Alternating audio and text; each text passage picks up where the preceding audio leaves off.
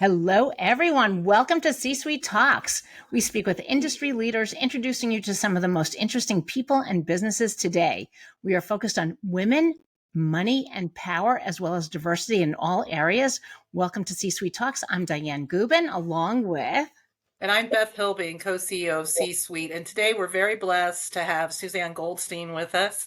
And she is a member of C-Suite, but also one of C-Suite's executive coaches. So please go to the website, look her up, and let's schedule a session with her. That's a member benefit. So Susanne is a change maker on a mission to crack open people's consciousness in order to elevate humanity. She is a highly sought after executive coach, consultant, strategist, author, speaker, and industry disturbing feminine leadership mentor. I love her dearly.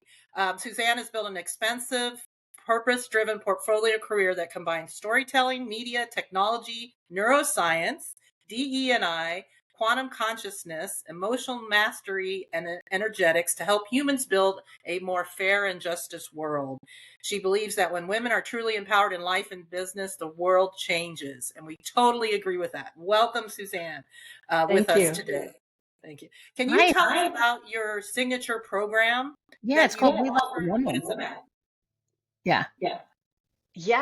So my signature program, Lead Like a Woman, was developed after decades of me living in a man's world and facing all of the stuff that women face in the workplace, whether it be microaggressions, actual outright aggressions, bias in the workplace, nasty comments that are said, full voice or behind the scenes. And what I realized, having been a coach and a consultant to many men over the years, is that I felt like not only were women not being heard, seen, or empowered, that we were actually, as we all know, being pushed downward. And so after building an online academy for about 5 years, these past 5 years, I decided to pull it all together in a program that really takes women through a waking up journey. So a recognition of the hustle culture that we're all swimming in and that we think are the choices that we're making. We think that we're going to be like successful in this kind of soup that is the masculine energy hustle culture. And so I wake them up to that concept and then help them step out of the matrix. And because I used to be a movie producer, I use movies as all of my teaching. And so there's a movie and then a training and some deepening work, and then there's a live integration call. But the journey that women go through, and a few brave men, by the way, I do have men who are really interested in learning to lead from collaboration instead of competition, to lead from cooperation instead of individual achievement. And so after we sort of set the historical stage of how we got here, why is patriarchy so resilient? Why is greedy capitalism so resilient? And then once people understand that, I help them fortify their emotional intelligence, step into their personal power, understand masculine and feminine energetics, and then learn how to set beautiful energetic boundaries and learn how to say no, which is a big challenge for many, many women, especially in the workplace. We're working that right now.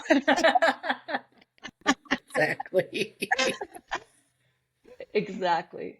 And then what happens is once they really get that this is the foundational work that we need to understand to truly know ourselves, because, it's not selfish to learn to love oneself.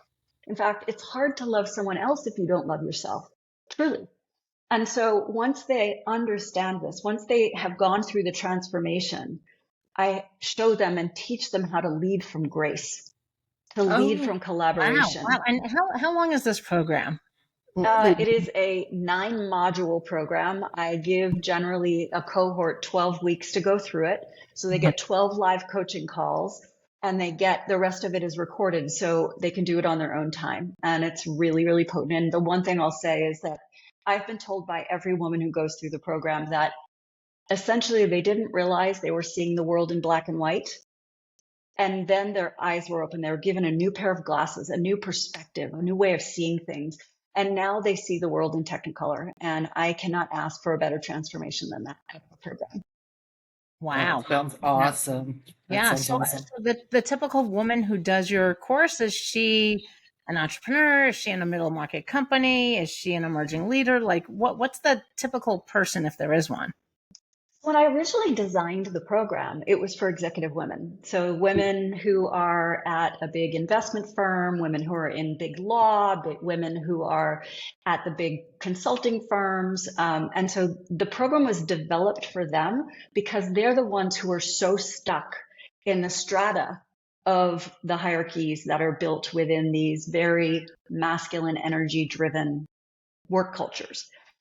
However, after teaching this program for a while, and I piloted it for almost a year before I launched it to the public, what I realized is that healers, artists, entrepreneurs, stay-at-home moms, believe it or not, were just as stuck inside the system as other women that I actually had written the program for. So I do different cohorts at different times. And sometimes it's a rolling program. So anyone listening today could actually come into the program today and you would be added to the live calls and go through it all with us. And within that cohort, on that call, you might have someone who's very high up investment banker at Morgan Stanley, but you also might have someone who's a stay-at-home mom who's struggling with scarcity and lack, because all of us have grown up in a world where we believe if we don't have enough money, we don't have value. And we have literally tied our futures to how much money we have in the bank. And that becomes our security. We have abdicated our own personal power and exchanged it for the power of the workplace, the power of men, and the power of money. Ooh, this is very scary. interesting, very insightful. Oh my God. So, so if you were going to coach me and Beth in a quick 20-second module, how would you get us out of that? Well, I think the first thing is to help you recognize that you're in it. So I'll give you an example. There's a woman who's in the program currently, and she had done an upgrade. So she got a private one-on-one call with me. And we're on the private one-on-one call. She says to me, Susanne, I have no idea why I bought this program. I was called to do it. It said in my mind, in my heart, take this program. I'm now 3 modules in and I really enjoy it, but I don't think it's for me. Like, I'm not sure if it was designed for me because I've always been pretty chill. I've always had a husband who supported me. I, don't think that I'm part of the hustle culture. And then we started talking about money. And her feeling that if she's not doing something all the time and helping the family in some way and doing some little part to make some money on the side, that she was not valuable. And she tied that. And I said, well, this isn't from you. You weren't born thinking you're not valuable if you don't have money. This is coding and imprints that have been put on you by family, by society, by the actual matrix that we live in. And so the first thing I would ask you both is, do you see pieces of the matrix that you're still living within, that you haven't truly freed yourself from? Because when we free ourselves, that's actually when we can start knowing ourselves. But until then, it's really hard. So I'll tell a quick thing. Okay, sure. Have you guys seen the movie The Devil Wears Prada? Yes. Many times. Yeah, it's such a great movie about corporate structures and women hating women and all the stuff. So Andy, played by Anne Hathaway, shows up and she's not interested in fashion at all. And she basically gets a job as the assistant to a woman who's essentially running Vogue. And so she comes in one day and she's got a frumpy looking outfit on and a big green cable knit sweater, turtleneck sweater. And she thinks she looks great. And she says to Miranda Priestley, her boss, I don't really care about fashion. And Miranda says, you think that's true? And she's like, yeah, I don't care. And she says, that green the turtleneck that you're wearing right now, that color came out on the runway 2 years ago. And over these 2 years, it's trickled down to your local department store. So you went into your department store and you picked up this green sweater and you're making a choice for you. But it turns out that choice was made for you by someone else 2 years ago. So we get to ask ourselves the question, how free am I really? Interesting perspective. Am I dressing for myself or am I dressing for others? Is my hairstyle for myself or is my hairstyle for others? We get to start asking ourselves those questions. And when we do, we're shocked when we find the answers. Ooh, Yeah, no, very good, very good. wow. You also have a program called DAREHuman. What is that about, and what is your model of change for that? So DAREHuman is the name of my business. So DAREHuman has an Oh, online okay. academy, and we have about 15 programs that people can go through at any time they want. And it's based on a model of change we call the Tao of DAREHuman. So I believe that every human can be a force for good in the world, but first they have to be a force for good in their own life. They Mm. have to get it inside before it can go outside. And so what we do at DAREHuman is we have this model of change based on 4 archetypes. And the archetypes stand for know yourself, live on purpose, get shit done and make money, and be the change you want to see in the world. Oh, So wow. notice how I kind of pointed different directions, kind of like north, Right. south, east, and west. And so south is the know yourself. If you don't start with the foundation of knowing yourself, Mhm. understanding your emotional intelligence, understanding that everything is a choice, understanding that when you set intentions, things happen, learning how to play with the laws of the universe so that you can manifest the things that you desire, learning how to heal trauma and wounding, right? Because we all carry that with us. So I have a whole series of programs that are just for that archetype. We call that archetype the alchemist because the alchemist can turn anything into gold. And so that's alchemy. And then the artist is not the artist who's just painting or carving a sculpture. The artist is an innovator, a thinker, a purpose-driven, passion-driven person.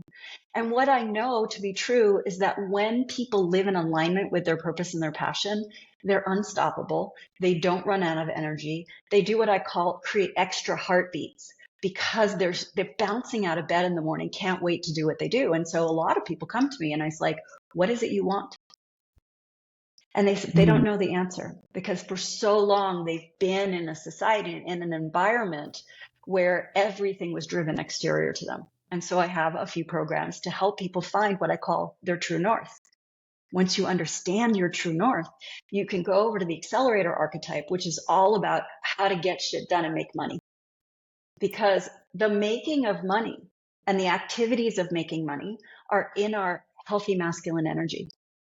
But our receiving of money is in our healthy feminine energy. So many women I know, they're like, I have the ability to make money, but it falls through my hands. Or I don't seem to be able to save anything. And it's because their receiving channels are blocked. And so we work on opening those. And then the advocate is the last archetype, and it's the be the change you want to see in the world. And so this is how do you stand up and speak out for the things that you believe in. So I have a program called Get Up, Stand Up, which is all about how do you do that. Change Maker, which is a program about how do you have consciousness in the business you're building and in the work that you're doing. So instead of just being an entrepreneur, you're being a social entrepreneur or a conscious entrepreneur, where profit follows purpose as opposed to profit is everything. And Right. then maybe someday we'll do something charitable. So that's what DAREHuman is about.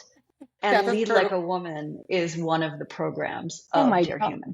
How It exciting. sounds awesome and amazing, Yeah. and I hope Yeah. that we do something with C-Suite Yeah. and put those programs there for our members. Yes, we're going to be doing a partnership with Suzanne. But I would Which love will be that. fabulous. How did yeah, you get into this work? no, actually, What was your journey? before we go into her journey, let's talk about what Suzanne has this whole thing about true freedom, right? And like you wake up to get on this journey. So talk to us about that, what that means, and then how you got on this path. Yeah, for sure. Thank you. So true freedom is what I was describing in the story from The Devil Wears Prada. It's like, am I making choices for me, or is this an echo of what my family expected? So I'll give you an example. I went to engineering school. Now, everybody who knows me knows I'm kind of in the feminine energy, artsy, creative, innovator, visionary kind of space. But my family wanted me to be an engineer. My dad thought that was Wow. extremely important.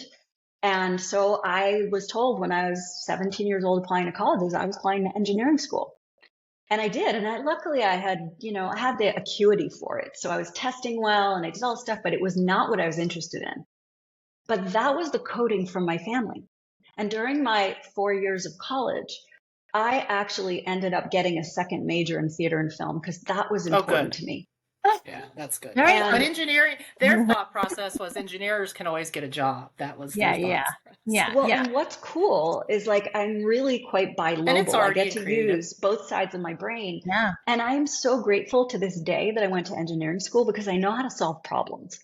Right. That's what you learn in engineering school is like if-then statements and how do you reverse engineer things so you can get where you want to go. So I'm super grateful I went to engineering school. When I talk about true freedom, what I mean is this. There's these imprints that are put on us by our family, what religion we should follow, how we should feel about things like simple things like time. Are you always on time or you're always 10 minutes? My mom always said, if you're not 20 minutes early, you're late. That's how I was brought up. So what's the coding that your family had for you? The curriculum, my curriculum that was brought up in was A+ and athletic prowess. That was it. It's like you did those two things and you got a lot of love in my family. And so when we walk forward as true self, as our true freedom, we have decided for ourselves which of those codes we want to bring with us and which of those codes we want to say, I do this to the left, send them to the hallway of the past. So in my world, my clients all know I do this thing called the vestibule of now. It's this beautiful kind of circular white room with a big window and a huge chair, and you're sitting it with a cozy blanket. And to the left is the hallway of the past, and to the right is the hallway of the future. And if your vestibule of now is full of garbage from the hallway of the past, there's no room for things from the hallway of the future to come into the present. So how do we clean up that hallway of the past? Well, we decide which of those imprints and codes that were put on us by teachers and society, etc., which ones we want to bring into the future. So my ability to get shit done, my drive, all of that, I want to have it with me. But I don't want the toxic version of it. I don't want the competitive version of it. I was brought up to compete. If I got an A, my dad would say, who got the A+? So I dropped the competition. That was not something I wanted in my future. But my drive, absolutely, I want to take it with me. So when we become choiceful about these things, we start creating true freedom for ourselves. Very good. Wow. Thank you. Yeah. Thank you for weaving in both our questions into that. So, exactly. Yeah. Exactly. So, so you got into this work. Did you take classes? Did you go to continuing education? Did you just decide I need to help women figure out their choices? Like, what was it that got you started to actually get DAREHuman out and live like a woman and all the other programming that you've done? Well, I love this question. Thank you so much. I kind of feel like some of us are birthed knowing what we're supposed to be doing. And then I truly believe, and if you have not seen the movie The Adjustment Bureau, anyone who's listening, please go watch The Adjustment Bureau. The universe gives you these Adjustment Bureau moments where you're like, am I on the right path or not? And if not, it adjusts you to make sure that you're on the right path. And so for many years, having been brought up in that very hustle culture, masculine energy, I pursued things hard. I produced my first movie for Disney when I was 27 years old. Like, I didn't know anybody in the industry. I broke in, I made it happen, I climbed the ladder, I produced my first movie. I experienced so much garbage in that time. I mean, the film industry is not the best place for women. I was told when I was 24 years old and I was engaged to be married by an editor on a film that I was doing in London. He said, Susanne, you have to make a choice right now. You can either be a successful female executive in the film industry, or you can get married and have kids, but you can't do both. And he told me that when I was 24, and I was like, oh, that's not going to happen to me. I already have my guy picked out.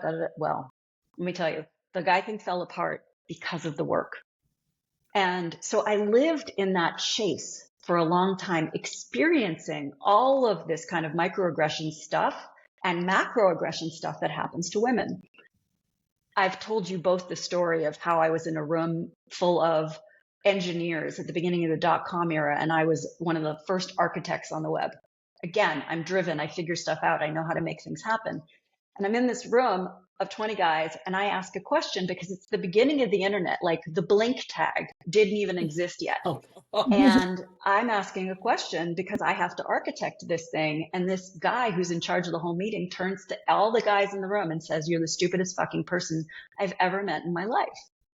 I mean, that shouldn't happen. Who says that? I know. Hey, We've all had those moments for sure. But there's so much permission in these bro culture industries, and tech at the beginning of the dot-com era was definitely one of them.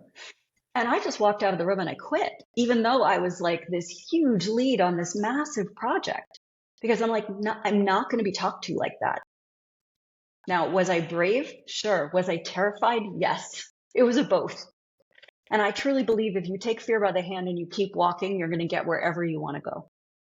So what happened is a lot of people started watching my journey and they'd say, "Can you help me with my journey?"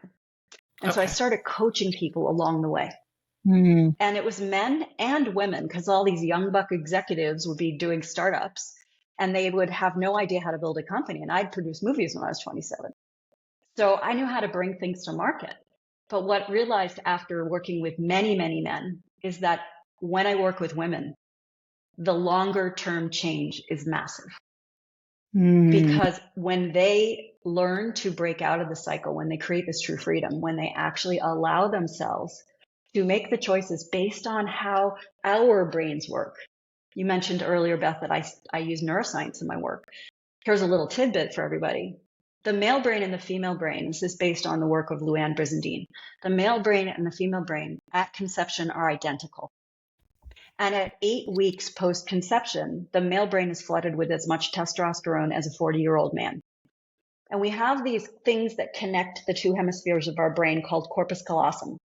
And in the male brain, many, not all, but many of those connections, when flooded with testosterone, are actually broken apart.